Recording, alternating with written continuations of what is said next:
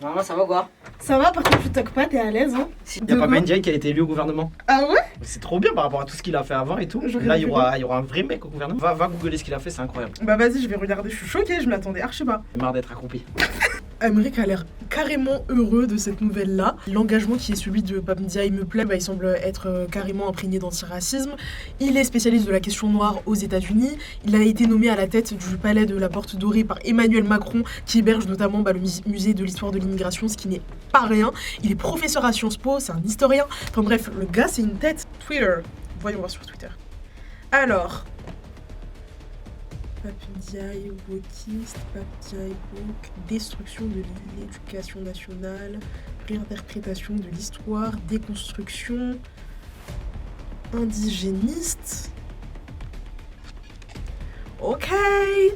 Attendez, j'ai une idée. Salut Fatima, ça va? C'est Fatima Ben Omar, militante féministe antiraciste. Bah écoute, je pense que t'as vu la nomination de Pape Ndiaye. T'as vu sur Twitter que là, il y a tout le monde qui est en train de le traiter de wokiste. Enfin de woke, wokiste, tout ce que tu veux. Je voulais justement te demander, est-ce que tu serais chaud que j'organise un débat entre toi et quelqu'un pour parler de wokisme et juste essayer de mieux comprendre ce que c'est tout ça? T'es chaud? Yeah, let's go, trop bien. Vas-y, bah je te fais de gros bisous et à toutes. À tout à l'heure, bisous. Hello Aurélien, ça va? Yes, c'est Aurélien Antoven. Je sais pas si t'as vu, mais Pape Ndiaye a été... Ah ouais, c'était ton prof. Est-ce que tu serais chaud de discuter de tout ça avec Fatima Ben Omar pour qu'on comprenne un peu mieux tout ce que c'est, tout ce charabia là? T'es chaud? Bah vas-y, à tout à l'heure, gros bisous. Ok, bon bah les deux ont l'air hyper chauds pour organiser ce débat, j'ai trop hâte, je sens que ça va être le feu. On y go. Salut à toutes et à tous et bienvenue sur ce podcast et sur cette vidéo. Aujourd'hui, on va parler du wokisme aux côtés de Fatima Ben Omar. Salut et bienvenue. Salut. Merci d'avoir accepté l'invitation, Fatima. Et salut Aurélien, bienvenue. Bonjour. Est-ce que vous voulez bien vous présenter chacune et nous dire ce que vous faites et qui vous êtes? Moi, je suis Fatima Ben Omar, je suis militante féministe depuis 2009, donc je commence à être une vieille féministe. Donc en ce moment, je milite au sein du collectif Nous Toutes. D'accord, super. Et toi Aurélien? Et moi, je suis Aurélien Antoven, je suis étudiant en partie à Sciences Po. J'étudie désormais les sciences politiques lors de mes années d'échange aux États-Unis. Et je n'ai pas de prétention militante particulière. D'accord. Donc comme je l'ai dit, on va parler du wokisme. Enfin, le terme woke, c'est un mot qui était encore inconnu il y a quelques années et aujourd'hui il devient presque indispensable dans le débat d'idées en France.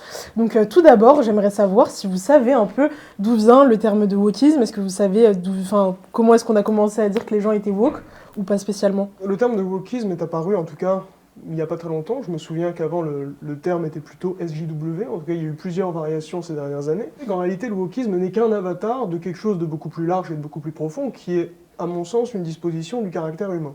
La politique conçoit de deux façons l'être humain, soit avec une anthropologie entre guillemets pessimiste, auquel cas il faut créer des institutions coercitives pour mouler l'homme de sorte ce qu'il n'est pas, qui ne s'entretue pas. Il y a l'option inverse, au sens où l'homme est peut-être bon par nature et que donc on peut déconstruire, démanteler ces institutions. Et on voit ici l'opposition traditionnelle gauche-droite qui existe, à mon sens, depuis la nuit des temps. Je pense que le wokisme, chronologiquement, est tout simplement la forme qui succède un peu au vieux marxisme du XXe siècle et qui, aujourd'hui, prédomine dans les milieux de gauche. Ça signifie que c'est un terme relativement flou, par essence.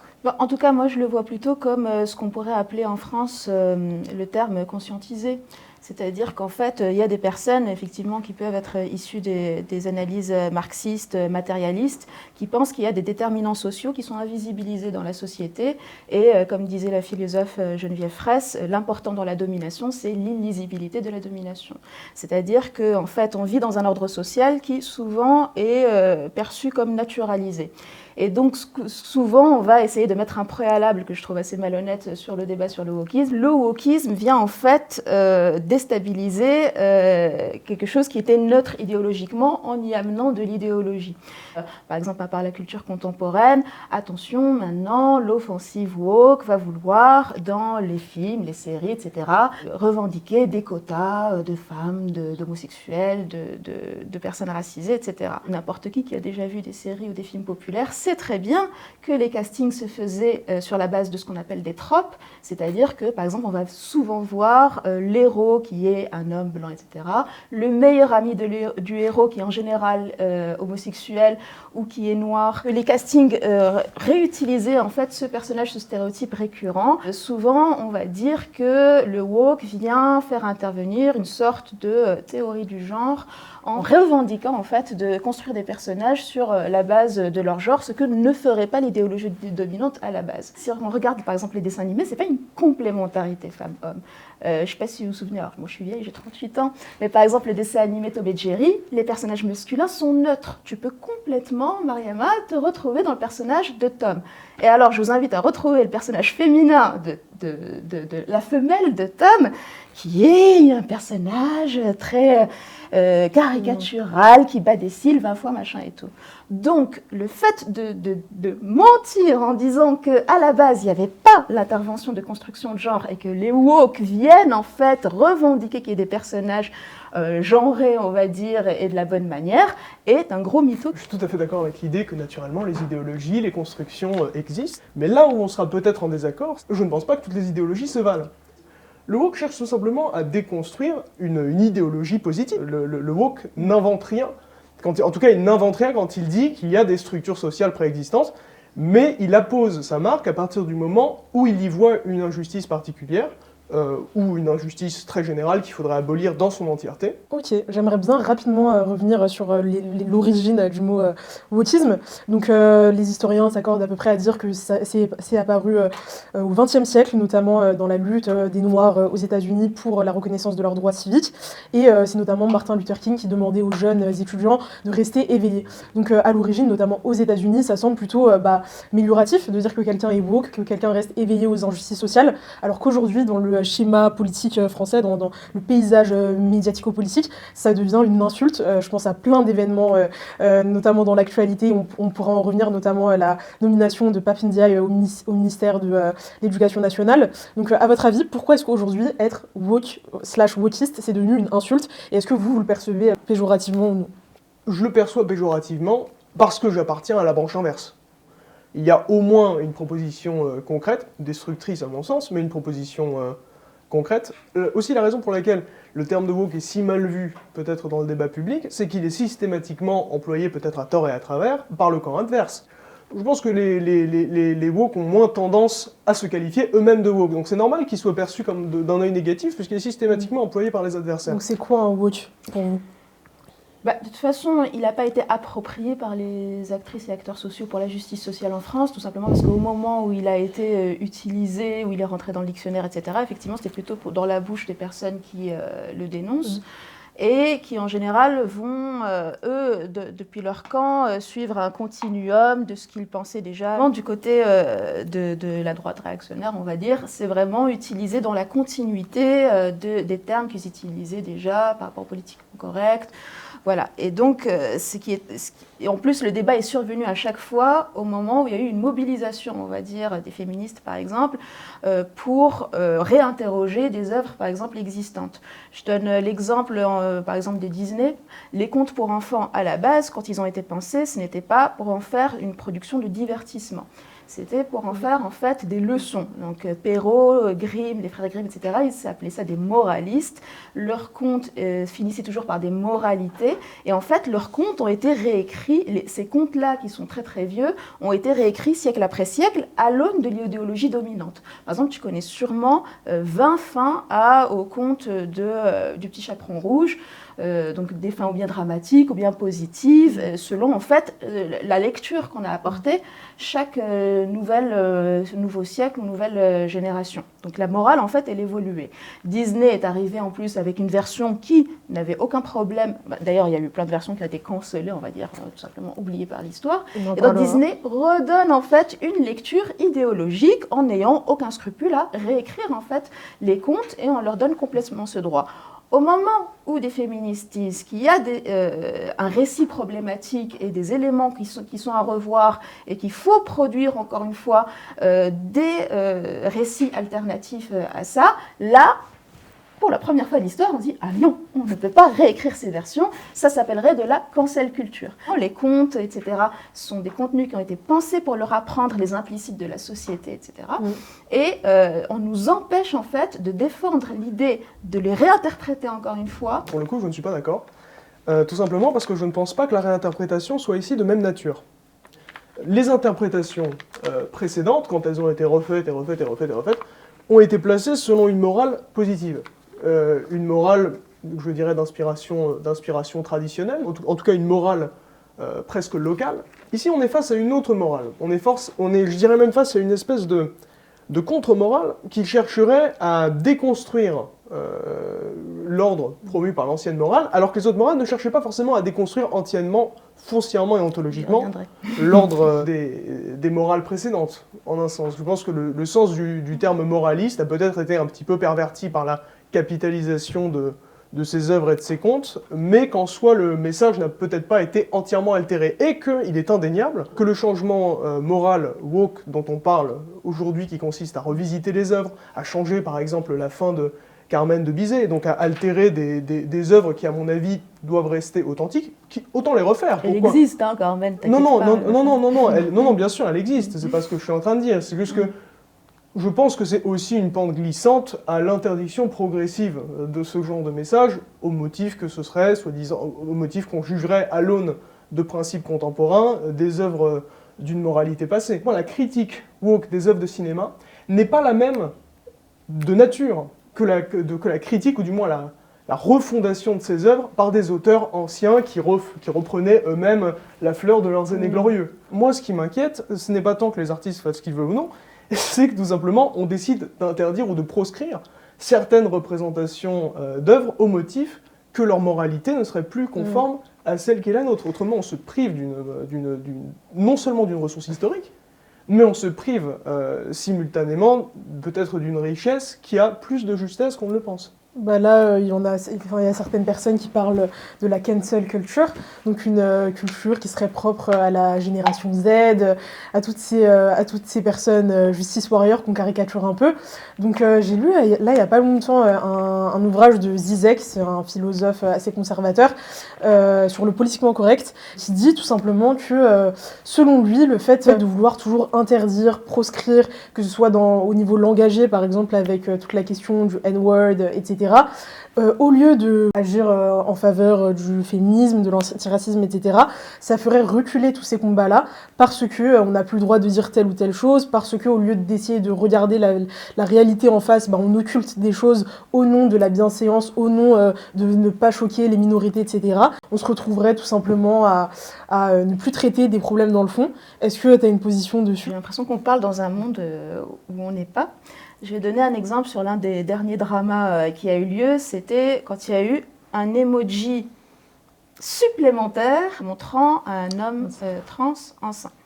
Donc, et là, on a eu des plateaux télé entiers pour revendiquer que le fait d'ajouter, de créer, on ne parle pas de supprimer les emojis de femmes enceintes, de créer cet emoji-là, était une sorte de wokisme et de cancel culture, et les personnes qui étaient autour de la table, les différents débats que j'ai vus, revendiquaient qu'il fallait canceller, donc censurer cet emoji. Avec le traitement médiatique qu'il y a eu autour de cet emoji, c'était devenu « Oh mon Dieu, on va être envahi par des hommes trans ». Par exemple, il y a l'Observatoire du colonialisme qui a listé à un moment des événements qui avaient été ou bien annulés ou bien chahutés par des personnes qui étaient contre les intervenants. Ils en ont dénombré en tout et pour tout 17. Il n'y en a aucun qui a listé dedans. Par exemple, quand il y a une mobilisation pour empêcher Menel de chanter dans The Voice, pour empêcher Myriam Pouchtou, qui en a complètement le droit d'être auditionnée à l'Assemblée nationale, quand Rokhaya Diallo, typiquement dans un événement que j'ai organisé, le Féministival, où la mairie du 20e nous a menacés, nous a retiré sa subvention parce qu'elle était à la table des invités, ça pour eux, c'est pas de la cancel culture. Et donc, en fait, ils interprètent on va dire, dire, la bataille idéologique sur les groupes de pression quand ça va dans leur sens, comme de la cancel culture. Par exemple, typiquement Caroline Fourest récemment, qui incrimine une vidéo où on interviewe Diams en disant « ce n'est que de la vidéo de propagande ». N'importe qui a vu cette vidéo sait très bien que ce n'est pas de la propagande pour du voile, loin de là. Ces groupes de pression-là ne sont pas interprétés comme les batailles idéologiques qui a lieu tout le temps dans le débat, mais comme et pas comme de la cancel culture. Chaque groupe politique, naturellement, pratique une forme de cancel culture, qu'importe l'endroit où il se trouve sur le spectre. Alors, il y a effectivement une hypocrisie dans le fait de dénoncer, d'une part, la cancel culture, tout en l'appliquant soi-même, ce qui suppose, une fois de plus, que les deux se valent. Et personnellement, je ne serais pas relativiste de ce point de vue-là, je ne pense pas que toutes les idéologies et tous les principes se valent. J'ai la conviction que cette cancel culture, simplement la dénonciation de déviance, c'est un fait vieux comme le monde, a peut-être plus de légitimité en vertu de son enracinement qu'une cancel culture qui se veut, en tout cas, universelle, en l'occurrence qui pour beaucoup provient des États-Unis. Personnellement, j'ai étudié aux États-Unis, je vois très bien à quoi ça correspond, et qui souhaite en l'occurrence démanteler ces institutions sociales elles-mêmes enracinées face à des gens qui se retrouvent face à un truc qui leur tombe dessus, et ils se disent non, ici ma déviance, c'est nous qui la définissons, c'est notre cadre social, c'est notre norme sociale. Donc oui, effectivement, il y a une cancel culture de l'autre côté en un sens, mais c'est le fait de l'histoire, et toutes les cancel cultures ne se valent pas. Ce qui veut dire que les deux cancel cultures existent, mais elles ne se valent pas. Et je pense qu'on devrait... J'aimerais rapidement revenir sur la nomination de Pape Ndiaye au ministère de l'Éducation nationale, parce que ça a fait un tollé dans le paysage médiatique français. C'est vrai que Pape Ndiaye, c'est quelqu'un d'assez engagé contre le racisme. C'est un spécialiste de la question noire, notamment aux États-Unis. Et il y a plusieurs personnes en France qui ont vu en lui une menace wokiste. Est-ce que, pour vous, Pape Ndiaye est ou non un wokiste? En quoi sa nomination, pour vous, a dérangé? Est-ce que c'est vraiment en raison de ses idées, de sa couleur de peau, ou d'une supposée importation d'idées qui viennent des États-Unis? Je tiens à préciser que j'ai été l'élève de Pape Ndiaye l'année dernière au cours de mon 4e semestre d'études à Sciences Po. Woke, mais pas trop.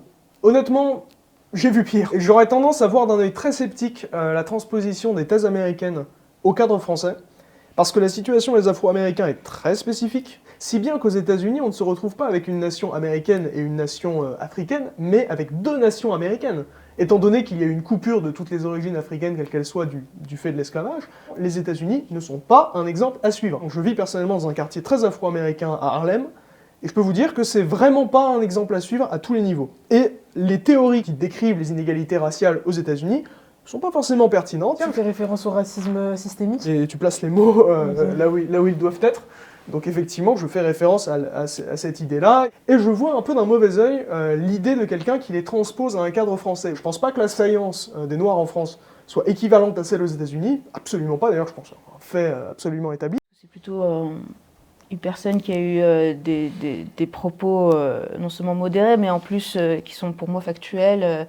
C'est-à-dire que quand il parle de violences raciales systémiques, aujourd'hui c'est reconnu même par le défenseur des droits, sur les traitements policiers différenciés selon les populations. Par exemple, quand des jeunes blancs commencent à se disputer à la sortie d'un bar dans le 11e, on va essayer de disperser la foule, voilà.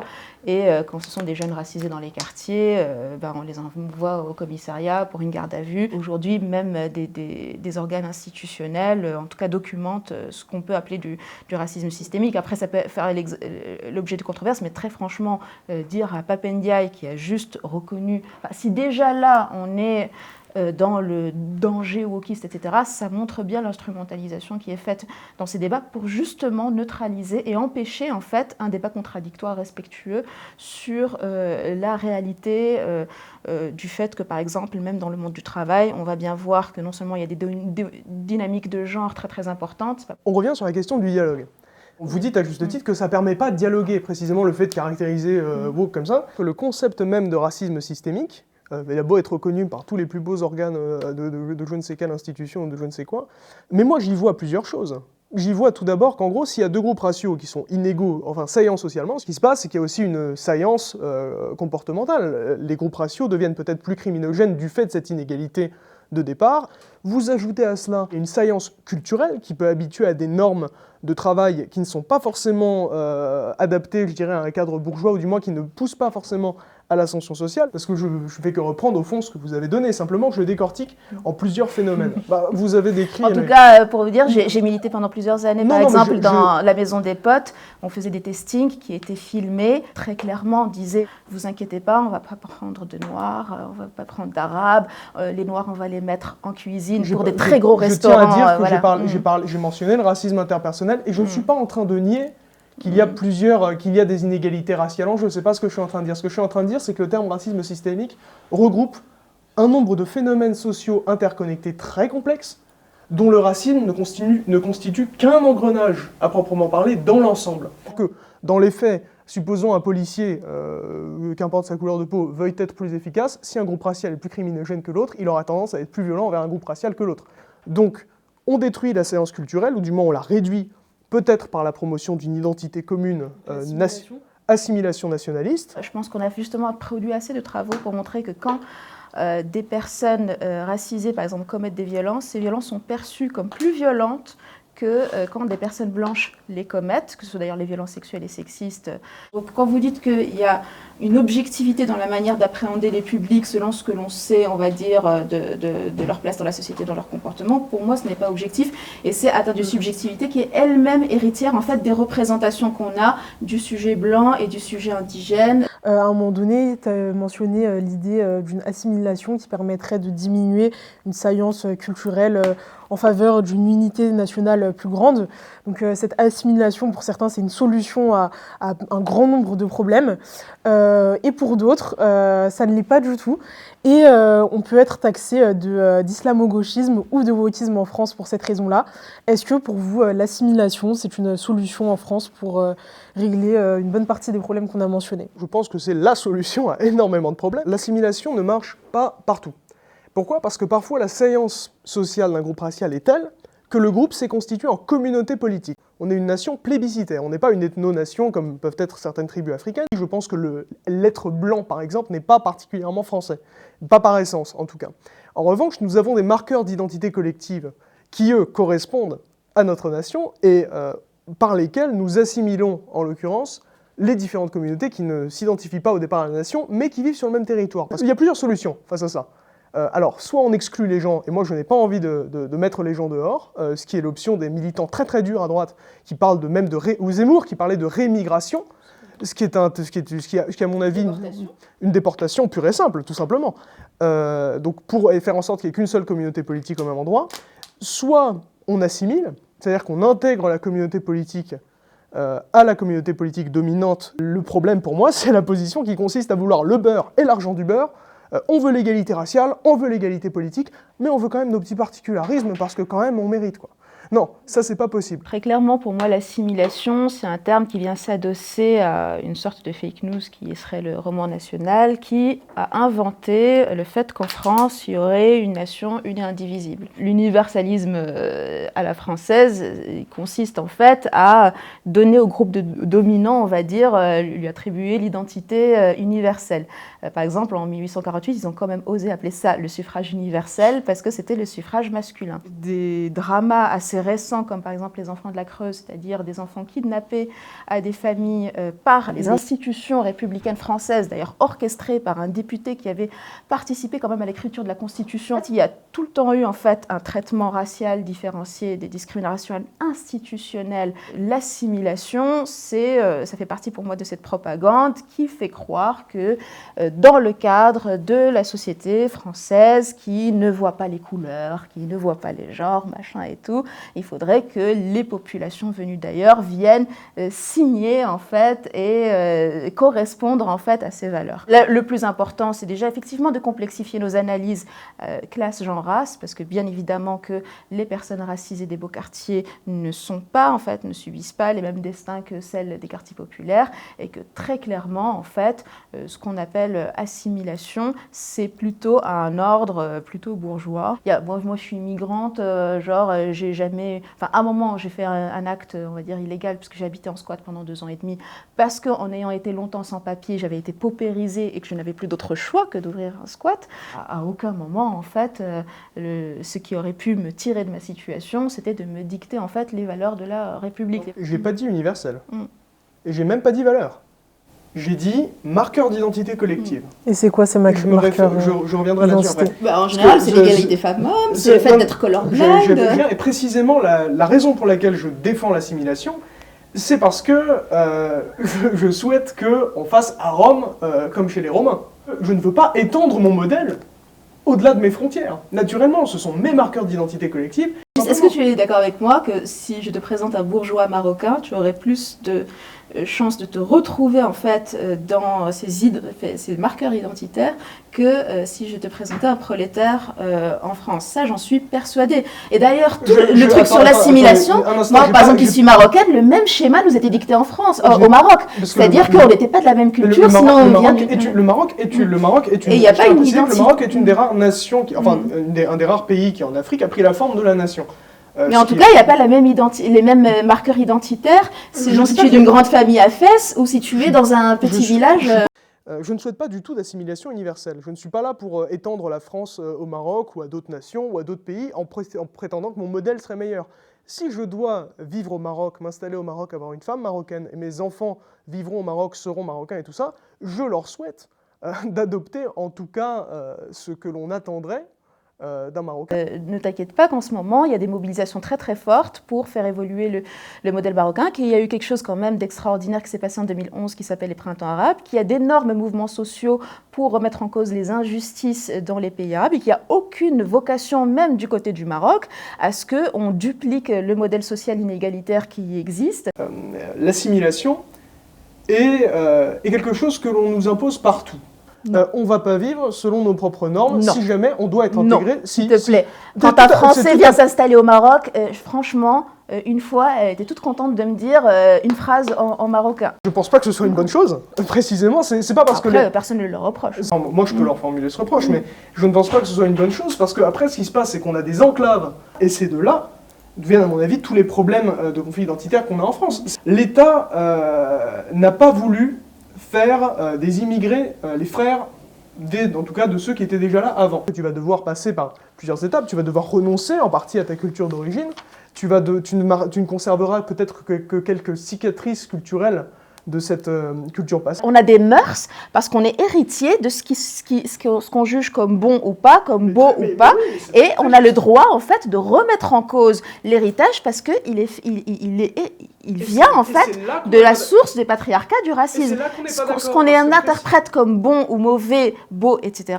est adossé en fait à des critères qui sont, selon moi, classistes, racistes, sexistes, etc. Il y a cette question qu'on a rapidement abordée tout à l'heure de la cancel culture. C'est vrai qu'on voit de plus en plus, et notamment sur les réseaux sociaux, et je pense par exemple à TikTok, cette volonté parfois d'instaurer des tabous ou d'interdire l'utilisation de certains mots, par exemple, des choses comme ça qui apparaissent. Est-ce que vous pensez que la nouvelle génération est une génération woke, et est-ce que c'est une génération qui veut dialoguer ou une génération qui interdit, qui veut plus qu'on blasphème, etc. En fait, c'est plutôt une évolution de valeurs. Les valeurs précédentes étaient déjà de nature idéologique. Ce qu'on va dire, par exemple, c'est que le masculin l'emporte est une règle, après tout, immuable, qui n'a pas été argumentée idéologiquement, et que du coup, l'écriture inclusive vient ramener une revendication idéologique. Il faut savoir que Vaugelas, au moment où il remplace une écriture qui était préexistante, qui était, on peut dire, inclusive, au moment où il dit « ça suffit, maintenant ça va être le masculin l'emporte », parce que les hommes sont supérieurs aux femmes, et il l'écrit noir sur blanc, eh ben, il efface des mots qui étaient existants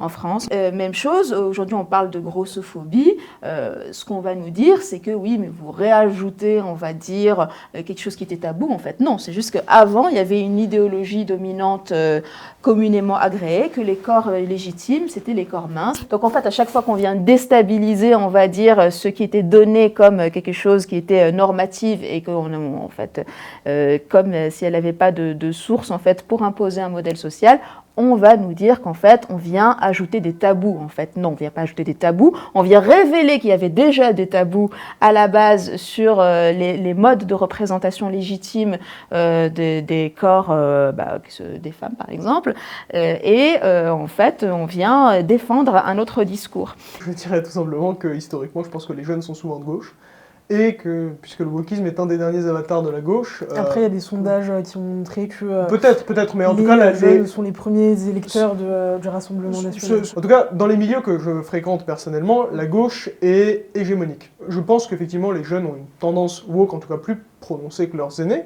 qui sont plus libéraux et plus conservateurs, respectivement, ou réactionnaires. Donc oui, j'aurais tendance à dire que les jeunes sont un peu plus woke, mais comme on dit, à 20 ans, je n'aurais pas de cœur, mais si j'étais communiste à 80 ans, je n'aurais pas de tête.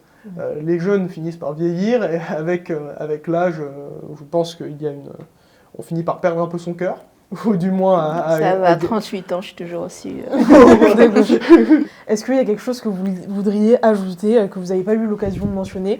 C'est le moment, sinon je passerai à ma question phare et signature de cette vidéo. En général, notre camp, quand il regarde les vieilles vidéos, genre de l'Institut national de l'audiovisuel, de l'INA, sur les préjugés sexistes, racistes qui existaient il y a 50 ans, on se dit qu'on est dans le bon camp, mais qu'on est souvent minoritaire au moment où on commence qu'on est plutôt avant-gardiste. Donc peut-être que dans 50 ans, tout le monde trouverait absolument normal d'avoir des émoticônes d'hommes trans et se demanderait mais pourquoi en 2022 ça avait fait un scandale? Je dirais tout simplement, peut-être aux militants du camp adverse, continuez à vous battre, à préserver ce que vous êtes et à ne pas nécessairement en avoir honte, parce que c'est un héritage qui a une certaine dignité. Si jamais nous sommes amenés à perdre, on ne peut pas priver une civilisation d'une mort digne. Alors, soyez-vous jusqu'au bout. Si vous vouliez regarder un débat intéressant, donc là c'était le wokisme, un débat qui est dans l'actualité, qu'est-ce que vous aimeriez entendre? En ce moment, je me replonge beaucoup dans des vieilles autrices matérialistes comme Colette Guillaumin, comme Monique Wittig. Alors, comme elles sont décédées, je te conseillerais d'inviter la personne qui fait le plus de vulgarisation sur les pensées du féminisme matérialiste, qui est Jules Falquet. Ce serait sur comment allier des théories critiques du capitalisme, du racisme et du sexisme avec une pensée matérialiste. On aime beaucoup opposer les contraires ici. Ce qui peut être intéressant, c'est d'opposer les contraires dans les contraires. Je m'explique.